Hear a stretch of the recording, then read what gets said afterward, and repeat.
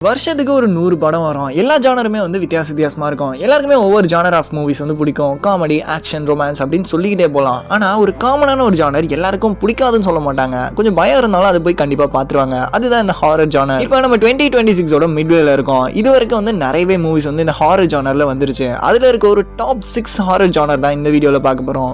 வாங்க வீடியோக்குள்ளே போகலாம். முக்கியமான ஒரு விஷயம், பயம் இல்லாதவங்க மட்டும் இந்த வீடியோ ஃபுல்லாக பாருங்க. 6வது பிளேஸ், பேட் வூடோ. பேரே கொஞ்சம் வித்தியாசமா இருக்குல்ல. அதாவது நம்ம ஊர்லாம் எப்படி இந்த மந்திரம் பண்றது, சூனியம் பண்றதுன்னு சொல்லுவாங்க. அந்த மாதிரி தான் இதுவும் ஒரு கைண்ட் ஆஃப். இந்த படத்தோட ஒன்லைனே வந்து ஒரு குரூப் ஆஃப் ஃப்ரெண்ட்ஸ் இருப்பாங்க. அவங்க வந்து இந்த மாதிரி ஒரு வூடோ அப்படிங்கிற ஒரு விஷயத்தை வச்சு ஒரு மிகப்பெரிய ஒரு ஈவலை வந்து எழுப்பி விட்டுருவாங்க. அதுக்கிட்ட இருந்து இவங்க தப்பிக்கிறாங்களா இல்லையாங்கிறது தான் படத்தோட மீதி கதை. 5வது பிளேஸ், த கியூர். இந்த படத்தோட ஒன்லைனே வந்து சயின்டிஸ்ட் வந்து இருப்பாங்க. அவங்க வந்து ஒரு சில டெஸ்ட்லாம் பண்ணிட்டு இருப்பாங்க. அப்போ வந்து ஒரு மெடிசன் மட்டும் கொஞ்சம் மிஸ்மேட்ச் ஆகி அது வந்து மான்ஸ்டரை வந்து உருவாக்கி விட்டுரும். அந்த மான்ஸ்டர்கிட்ட இருந்து இவங்கலாம் தப்பிக்கிறாங்களா இல்லையாங்கிறது தான் படத்தோட மீதி கதை. இந்த படம் ஓரளவுக்கு சூப்பராகவே என்கேஜ் பண்ணோம். 4வது பிளேஸ், ஃபேஸ் ஆஃப் டெத். அதாவது இந்த படத்தோட ஒன்லைன் வந்து கொஞ்சம் வித்தியாசமா இருக்கும். ஒரு கில்லர் வந்து இருப்பாரு. அவர் பண்ற எல்லா கொலைகளையும் வந்து ஒரு மாதிரி லைவ் ஸ்ட்ரீம்லயே வந்து மக்களுக்கு காட்டிட்டு இருப்பாரு. அதுல இருந்து அவங்க அவரை எப்படி நிறுத்துறாங்க, எப்படி தப்பிக்கிறாங்கிறது தான் படத்தோட மீதி கதை. 3வது place, ready or not two. இந்த படம் வந்து ஒரு உமன் வந்து இருப்பாங்க. அவங்க ரொம்பவே ஃபோர்ஸ் பண்ணி ஒரு கேம் விளையாட வைப்பாங்க. அதாவது இந்த ரிச் பீப்புள்ஸ்லாம் வந்து மனுஷங்களை வந்து கொல்றதே ஒரு வேலையா வச்சிருப்பாங்க.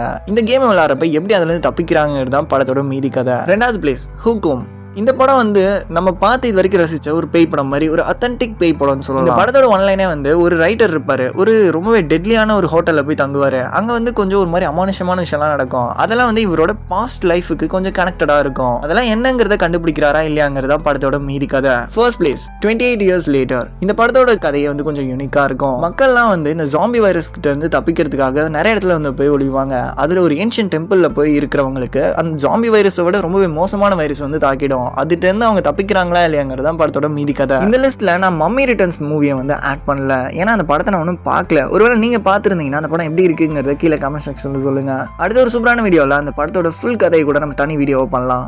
Stay tune.